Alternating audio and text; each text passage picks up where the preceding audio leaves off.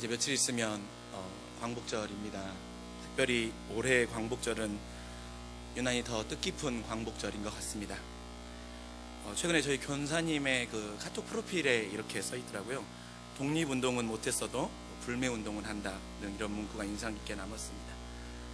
최근 우리 주변에 있는 일본의 어떻게 보면 우리 민족을 여전히 100년 전 자신들이 식민지로 통치했던 대상으로 지금까지 취급하고 있는 태도가 우리 온 민족의 공분을 사고 있는데요. 그러나 우리 민족이 참 지혜로운 민족이고 현명한 민족인 것은 공분으로 또한 분노로 그치지 아니하고 이 상황 가운데 새로움을 통하여서 스스로 탈출할 길을 찾아가는 것이 이 민족이 하나님이 이 민족에게 주신 참 지혜라고 여겨집니다. 그래서 건강한 변화 물결의 에너지가 곳곳에서 사용되고 나타나고 있는 것을 우리가 발견할 수 있는데요.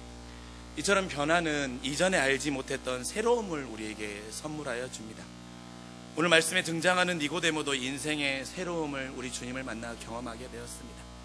바리새인이었으며 바리새인 중에 지도자였고 또한 사내들인의 공회원이었고 지금으로 말하면 국회의원과 같이 높은 위치에 있었던 니고데모가 우리 주님을 만나서 어떻게 그 삶 가운데 새로운 변화를 경험하고 그 변화를 통하여서 어떤 열매의 은혜를 누리게 되었는지 이 시간 우리가 함께 우리에게도 그 은혜가 임할 수 있기를 간절히 소망합니다. 여러분, 우리가 잘 알다시피 니고데모는 어떤 사람이었습니까? 그는 모든 사람이 부러워했던 소위 말하는 금수저였습니다. 신분, 지위, 어느 것 하나 부족함이 없는 사람이었습니다. 아마도 바리새인이었거나 바리새인이었다면 대부분의 한 번쯤은 나도 니고데모처럼 나도 니고데모와 같은 저런 지위를 누려보고 싶고 저런 위치에 올라가고 싶다라고 하는 마음이 들 정도로 선망의 대상이라고 보아도 좋은 사람이 바로 니고데모였었습니다. 니고데모도 주님을 만나기 전까지는 그런 삶을 누리고 즐기며 살았었습니다. 사람들의 시선도 즐거웠고요. 또한 내가 지금까지 올라온 위치도 사람들에게 부러움의 대상이 되는 것도 그에게는 또 하나의 기쁨이었었습니다.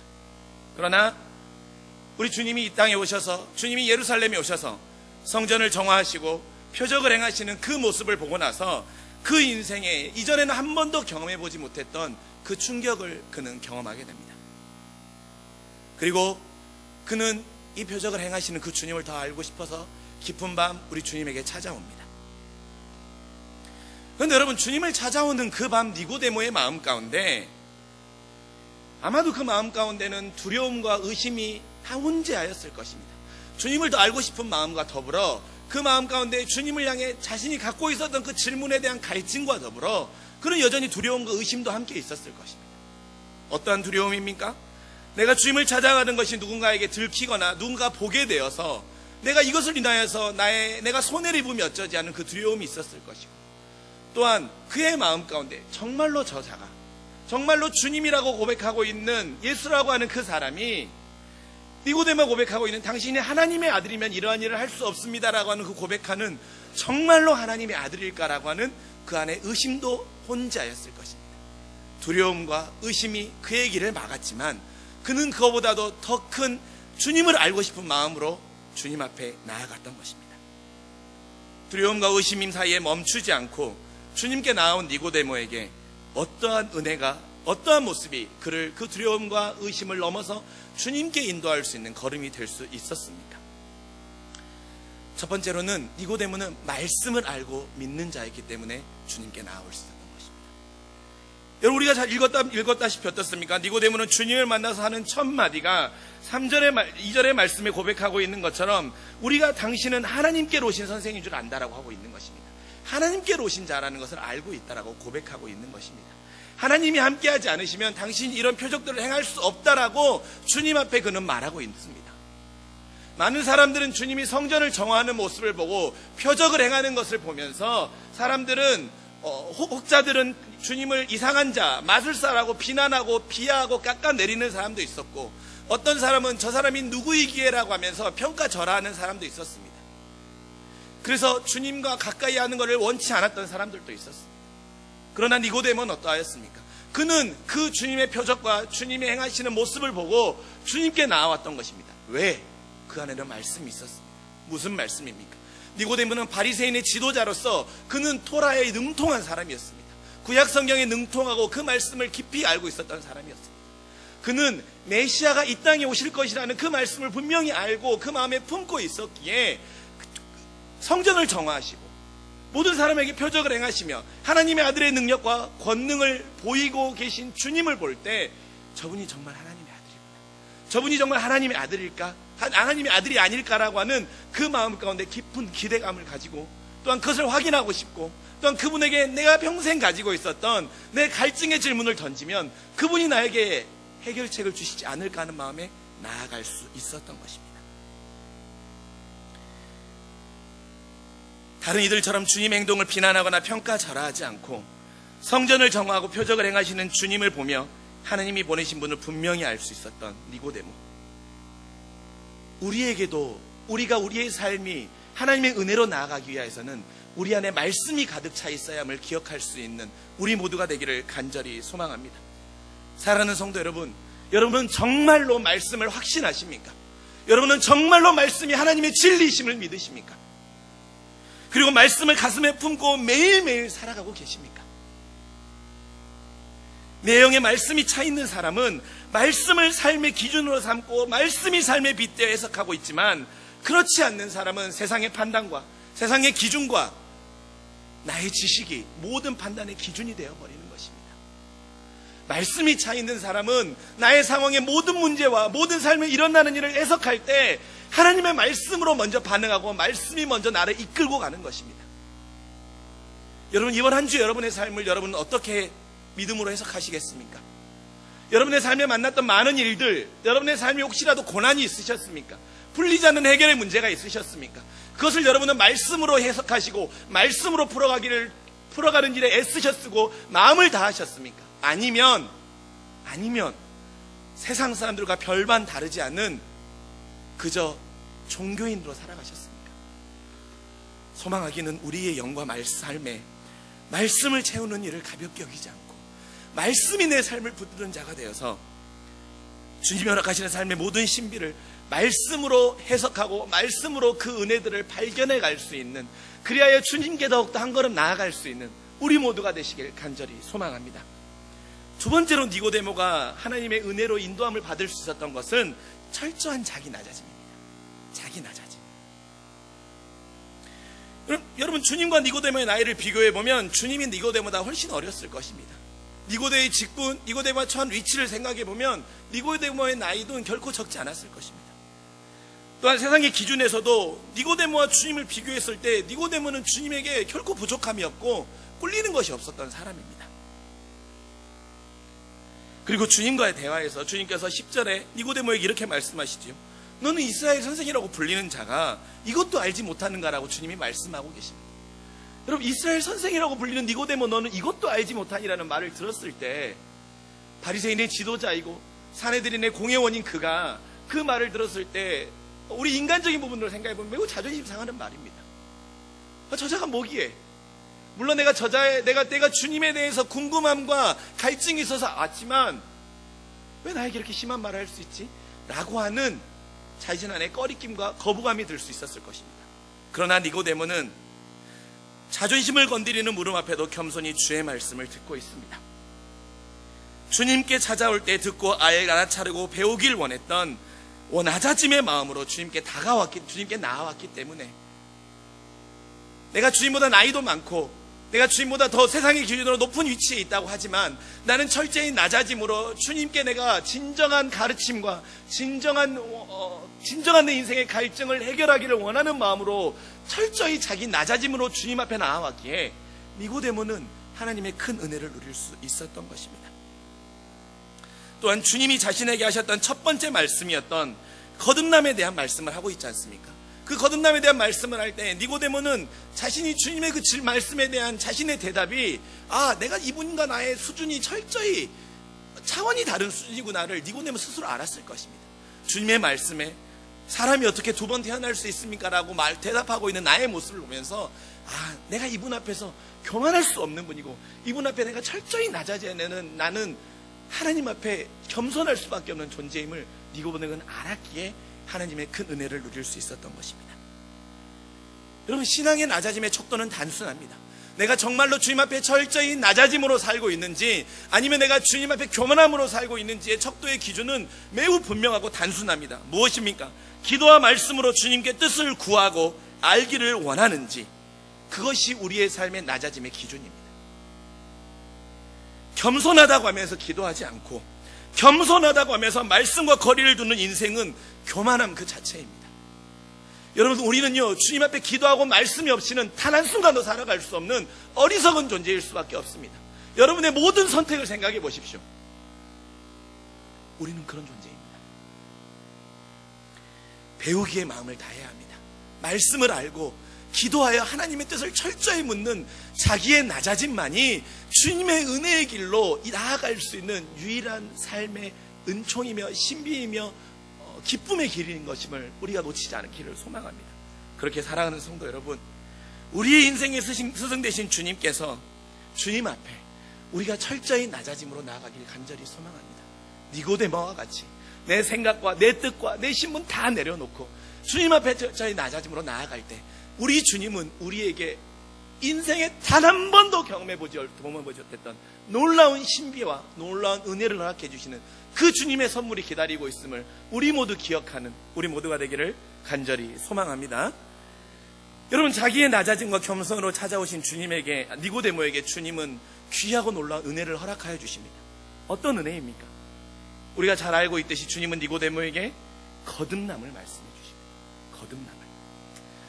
그것도 선택이 아닙니다. 너 거듭나도 좋고 거듭나지 않아도 돼가 아니라, 여러분, 이 거듭남에 대해서 말하고 있는 성경의 NIV를 보면요, 이 거듭남에 대한 표현을 쓰고 있을 때 must be라는 표현을 쓰고 있습니다. must be라는 표현을 쓰고 있는데, 그 무엇입니까? 내가 이 거듭남을 알아도 되고 몰라도 되는 선택의 문제가 아니라, 이것은 분명한 내 인생의 꼭 필수임을 주님이 강조하고 있는 것입니다.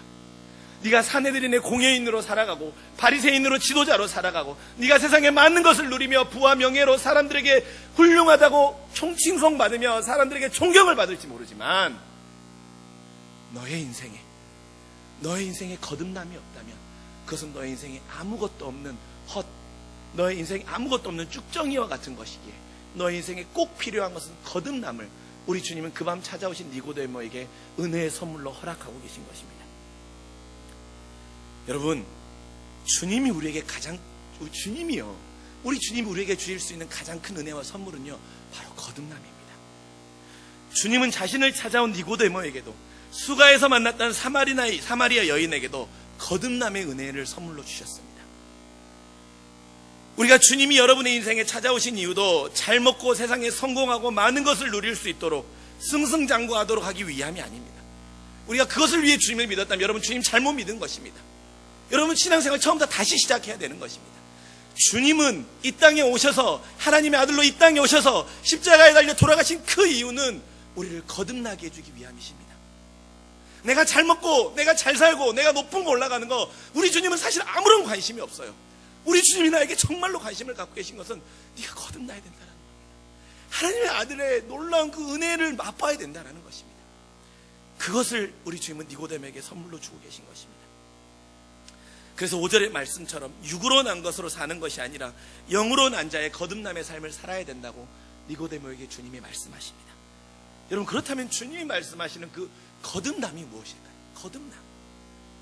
거듭남에 대해서 말하고 있을 때 우리가 요한복음 말씀에서 많이 인용하고 많이 암송하고 많이 찾는 말씀이지 않습니까? 요한복음 1장 12절의 말씀에 말씀해주고 있죠. 무슨 말씀입니까? 영접하는 자, 곧 그 이름을 믿는 자들에게는 하나님의 자녀가 되는 권세를 주셨다고 말씀하고 계십니다. 그 이름을 믿는 자들에게는 하나님의 자녀가 되는 권세를 주었습니다. 그렇다면 그 이름을 믿는 것은 무엇입니까? 무엇을 믿는 것입니까? 오늘 요한복음 3장에 고백하고 있는 위대한 선언, 요한복음 3장 16절의 말씀, 그 말씀을 믿는 것입니다. 무엇입니까? 우리 함께 고백합시다. 하나님이 세상을 이처럼 사랑하사 독생자를 주셨으니 이는 저를 믿는 자마다 멸망하지 않고 영생을 얻게 하려 하십니다. 여러분, 정말 이 말씀을 믿으시길 간절히 소망합니다. 여러분, 거듭남은요, 우리가 뜨거운 성령을 체험하고 우리가 물론 세례를 받는 것도 중요하지만, 오늘 요한복음에서 니고데모에게 주님만 말씀하시고 계시는 그 거듭남은 하나님의 아들 영접하는 자, 그 이름을 믿는 것, 어떠한 걸 믿어야 되느냐? 하나님이 나를 사랑하셔서 이 땅에 오셔서 독생자 된 주님께서 구원해 주셨기에 이를 믿어야 된다라고 하는 그 거듭남을 말씀해 주고 계십니다. 그렇다면 거듭남은 무엇입니까? 즉 내가 거듭날 때 나는 하나님의 자녀임을 아는 것입니다. 여러분, 니고데모는요 한 번도 내가 하나님의 자녀라는 생각을 그 전까지 해보지 않았을 것입니다. 그저 하나님은 두려움의 대상, 경외의 대상, 말씀의 심판자로 니고데모는 평생을 살아왔을 것입니다. 그런데 주님은 거듭남의 말씀을 니고데모에게 전해주시면서 너는 하나님의 자녀라고 말씀해주고 있는 것입니다. 여러분이 정말로 거듭나셨습니까? 그렇다면 여러분이 정말로 하나님의 자녀임을 믿으십니까? 정말로 하나님의 자녀임을 믿으시고 그것에 대한 확신이 없으시다면 여러분의 신앙생활에 가장 중요한 것은 우리 주님의 이름을 믿는 것, 영접하는 자 곧 그 이름을 믿는 것, 하나님이 세상을 이처럼 사랑하셔서 독생자를 주셨다는 그 사실을 믿는 것, 그리하여서 멸망하지 않고 내가 하나님의 자녀되는 권세를 얻게 되어서 하나님은 나를 심판하기 위함이 오신 것이 아니라 구원하기 위하여 오셨다라고 하는 그 놀라운 은혜의 거듭남이 우리의 삶 가운데 신앙의 첫 번째가 되고 우리의 삶의 마지막 결론이 될 수 있기를 간절히 소망합니다. 여러분, 거듭남의 신앙이 흔들리면요 지금의 사상 가운데 우리의 믿음이 무너질 수밖에 없습니다. 여러분이 세상 친구들을 만나는 것이 즐겁고 사람들이 교제하는 것이 즐거워서 교회 생활하고요 신앙생활하면요 믿음이 무너질 수밖에 없어요. 내 안에 거듭남의 은혜, 내가 하나님의 자녀 되었다라는 그 놀라운 은혜, 하나님이 나를 사랑하셔서 그 아들을 이 땅에 보내셔서 십자가의 은혜로 우리를 구원해 주셨다라는 그 사랑의 은혜의 거듭남으로 나의 신분은 종이 아니고 하나님의 자녀라는 사실을 우리가 믿고 확신하면요 우리의 신앙은 마지막까지 순례자의 길에 승리의 걸음을 살아갈 수 있는 것입니다. 그렇게 살아가는 성도 여러분, 우리 모두 거듭남의 은혜로 살아가며 그 거듭남의 은혜를 감사할 수 있는 우리 모두가 되기를 주님의 이름으로 간절히 축원합니다. 여러분, 이제 마지막으로 말씀을 맺고자 합니다. 신분의 변화는요 이제 니고데모는 그 전까지만 해도 내가 하나님의 자녀라는 것에 대해서 결코 알지 못했고 거듭남의 은혜를 누리며 하나님의 자녀가 된다라고 하는 그 깨달음을 얻은 다음에요 삶의 태도가 변합니다. 여러분, 신분의 변화는요 삶의 태도를 바꾸어 줍니다. 이전까지는 내가 종이라고 생각하고 이전까지는 내가 종이라고 생각했기에 두려움이, 환경이, 과거가, 내 주변의 말들이 나를 어찌할 수, 내가 그것에 휘둘렸다라고 한다면 이제는 하나님의 자녀이기에 나의 삶의 태도가 하나님의 자녀에 걸맞는 삶의 태도와 열매로 바뀌는 것입니다. 그렇다면 니고데모가 맺은 거듭남의 그 열매는 바로 무엇입니까? 첫 번째로 니고데모가 거듭남의 은혜의 열매로 주님 편에 서고 있습니다. 여러분, 니고데모가 요한복음 말씀에 보면 3번 나옵니다. 요한복음 3장 오늘 말씀에 나오고요 또 어디에 나옵니까? 요한복음 7장에 니고데모가 다시 한번 나옵니다. 사람들이 주님의 말씀을 듣고 저분이 정말 그리스도구나 라고 하는 그러한 사람들의 말들이 들려나기 시작합니다. 사람들이 동요하고 저분이 정말로 그리스도로구나 하는 그런 소리들이 들리자 바리새인이나 대제사장들이 사람들의 소란과 웅성거림에 불안해하면서 예수님을 잡아오라고 합니다. 그러나 예수님을 잡아오지 못하지요. 경비병들이 예수님을 잡아오지 못합니다. 빈손으로 오자 경비병들을 바리새인과 대제사장들이 채근할 때 니고데모가 요한복음 7장 51절의 말씀을 보면 그 사람의 말을 들어보거나 그가 하는 일을 알아보지도 않고 판결하는 것이 그건 옳지 않은 행동이지 않습니까? 라고 말하고 있습니다. 그 사람의 말을 들어보거나 그가 하는 말을 알아보지도 않고 판결하는 것은 옳은 행동이 아니지 않습니까? 라고 바리새인들과 대제사장 앞에서 말하고 있는 것입니다. 무엇입니까? 주님의 편에 섭니다. 거듭남의 은혜를 경험한 니고데모는 주님의 편에 선 것입니다. 그 사람의 말을 들어보거나 그 사람이 하는 일을 알아보지도 않고 판결하는 것이 옳지 않기에 이전까지는 그들을 통해 내 신분을 유지하는 쪽에 내가 편에 섰었다면, 니고데모가 자신의 신분을 유지하는 쪽에 편에 섰었다면, 이제는 니고데모는 주님의 편에 서는 것입니다. 주님을 통해 거듭남의 은혜를 맛본 뒤에는 주님의 편에 서서 주님을 대신하는 그들 앞에서 주님을 대변하는 자의 삶을 니고데모는 우리에게 보여주고 있는 것입니다. 여러분, 그렇다면 주님의 편에 서는 것은 무엇입니까? 여러분의 인생에 주님의 편에 여러분이 서려면 어떻게 해야 되는 것입니까? 십자가의 삶을 따르는 것입니다. 십자가의 삶. 여러분, 십자가의 삶을 따르는 것에 대해서요, 제가 최근에 한 책을 읽었는데 그 신우임 목사님이라고 하는 분이 쓴 책인데, 그 책이 사마리아 여인의 7번째 남자 예수라는 책에 나와 있는데, 그 책의 정의가 참 저에게 큰 도전으로 다가왔습니다. 그분은 십자가를 따르는 삶에 대해 이렇게 정의하고 있더라고요. 십자가는 그것을 하나님의 이름으로 질 때 그것이 십자가라는 것입니다. 내가 그것을 내 삶의 모든 것을 하나님의 이름으로 질 때 그것이 십자가가 되는 것입니다. 그리고 그 십자가를 하나님으로 질 때 우리는 고난을 감당할 수 있음을 알게 되고, 고난이 질만하다는 것을 알게 되며 고난이 은혜임을 알게 된다라고 하는 것입니다.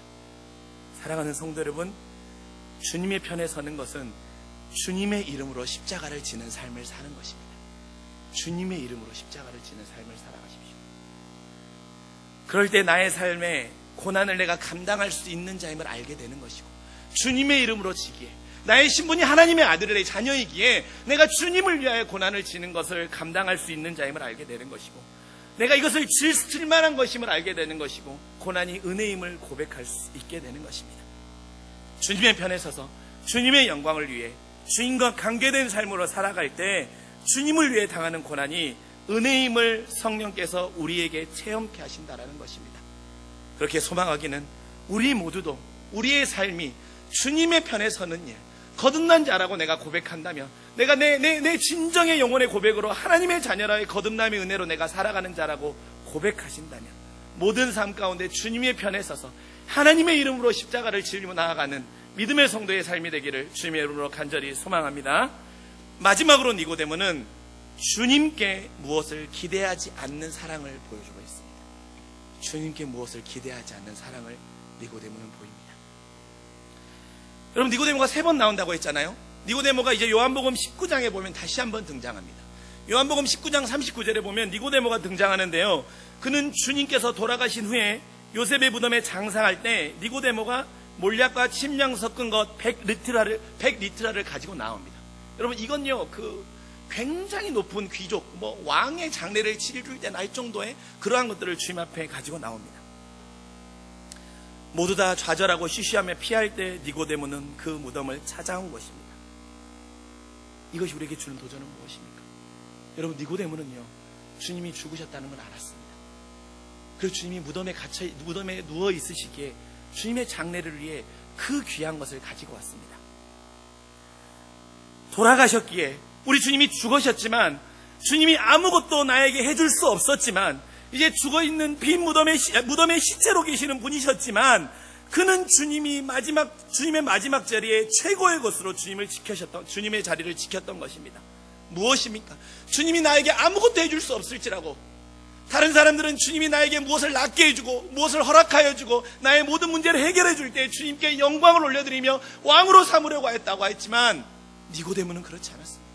주님이 돌아가셔서 이 주님이 나에게 아무것도 해줄 수 없는 그 순간에 니고데모는 사람들의 눈치도 두렵지 않았고 자신이 할 수 있는 최고의 것을 가져와서 주님께 그 사랑을 표현하고 있는 것입니다. 주님이 나에게 아무것도 해줄 수 없다라고 하는 그것을 알고 있었지만, 주님의 거듭남의 사랑의 은혜가 너무나도 컸기 때문에 주님께 내가 사랑을 행할 때 그 무엇도 기대하지 않았던 것입니다. 저 여러분에게 이 질문을 같이 던져보기를 원합니다.